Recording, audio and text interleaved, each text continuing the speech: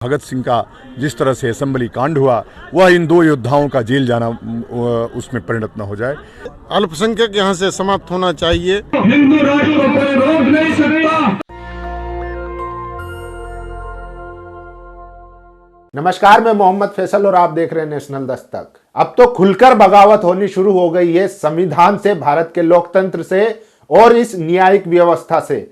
जी हां, आपने बीते दिनों देखा था कि किस तरीके से हरिद्वार में धर्म संसद होती है, जिसमें आर्मी के द्वारा मुसलमानों को निपटाने की बात कही जाती है। उस पर एक्शन होता है, जिसमें जिसको मुख्य आरोपी बनाया जाता है वसीम रिजवी उर्फ जितेंद्र नारायण त्यागी, उनके साथ साथ यति नरसिंहानंद की भी गिरफ्तारी होती है।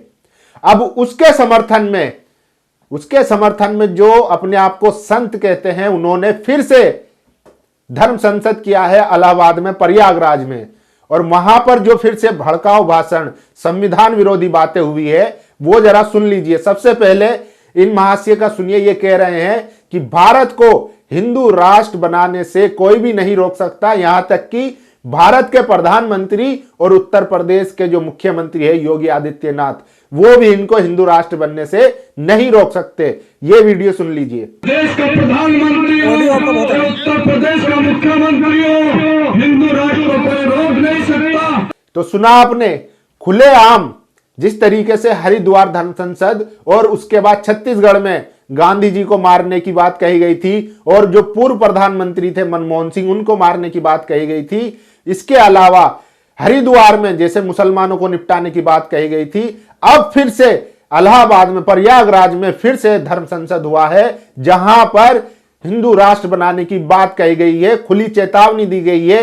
इवन जो प्रधानमंत्री है मोदी, उनको भी कहा गया है कि वो भी नहीं रोक सकते।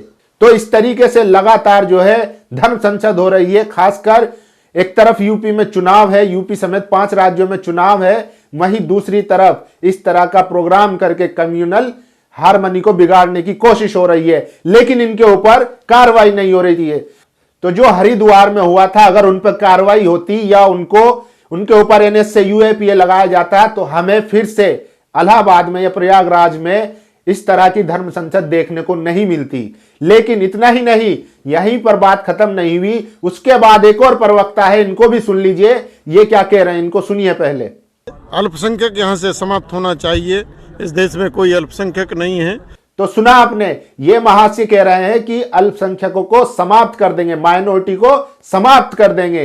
एक बात बताइए, जब हरिद्वार में भी इस तरीके की बात कही गई थी कि मिलिट्री को लेकर रोहिंग्या जैसा मुसलमानों को समाप्त करना चाहिए और जो भारत के हिंदू हैं उनको हथियार उठाना चाहिए, अगर उस वक्त कार्रवाई हुई होती तो ये जो नफरती चिंटू हैं, जो समाज में जहर घोल रहे हैं, जो लोगों की भावनाओं से खेल रहे हैं, उनको भड़का रहे हैं एक समुदाय के खिलाफ, क्योंकि वो समुदाय इनके समर्थक वाली पार्टी को वोट नहीं करता।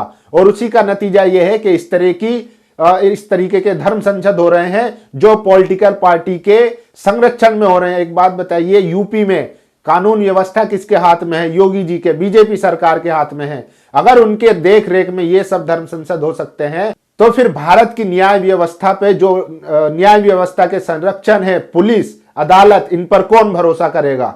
तो इस तरीके के हालात बना दिए गए हैं। मामला यही खत्म नहीं होता। अब एक और महाशय, उनका भी बयान सुन लीजिए। ये कह रहे हैं कि अगर यति नरसिंहानंद को 1 हफ्ते के अंदर नहीं छोड़ा गया तो फिर से असेंबली कांड होगा जो भगत सिंह ने किया था। यानी कि खुले तौर पर धमकी दे रहे हैं कि हम असेंबली में बम फोड़ने का काम करेंगे। सुन लीजिए इनकी बात। यह परिणाम बहुत भयानक होगा।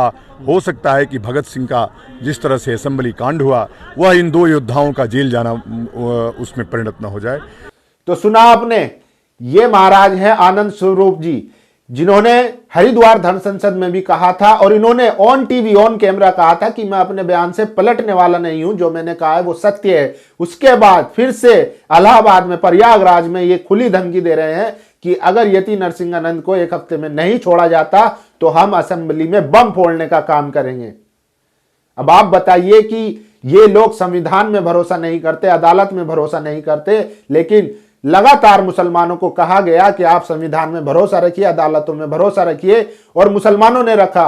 बाबरी मस्जिद का जजमेंट आया, उस पर भी मुसलमानों ने भरोसा रखा, यकीन रखा कि अदालत का फैसला है, उन्होंने माना। लेकिन ये लोग जो है जिसके ऊपर तमाम मुकदमे हैं, यति नरसिंहानंद के खिलाफ तमाम मुकदमे हैं, उसका केस चल रहा है, अभी अदालत में है, लेकिन ये लोग अदालत से ऊपर बढ़कर कह रहे हैं कि उनको छोड़ा जाए, नहीं तो हम असेंबली कांड करेंगे।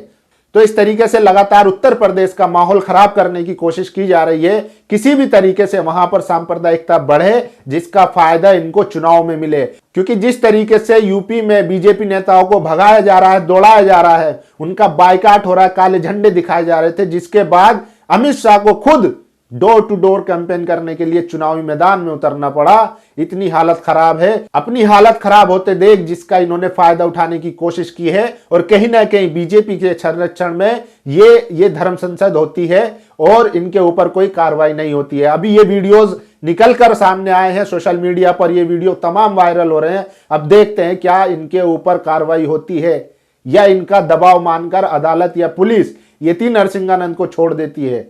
ये देखने वाली बात होगी। और इन सब वीडियो पर आपकी क्या राय है, आप अपनी राय जरूर दीजिए। शुक्रिया। नेशनल दस्तक की आपसे गुजारिश है कि अगर इसको बचाना चाहते हैं तो नेशनल दस्तक को सब्सक्राइब करने के लिए रेड कलर के सब्सक्राइब बटन को दबाएं, फिर बेल आइकन की घंटी दबाएं। नेशनल दस्तक को बचाने के लिए बहुत जरूरी है कि हर खबर को शेयर करें, लाइक करें, कमेंट जरूर करें।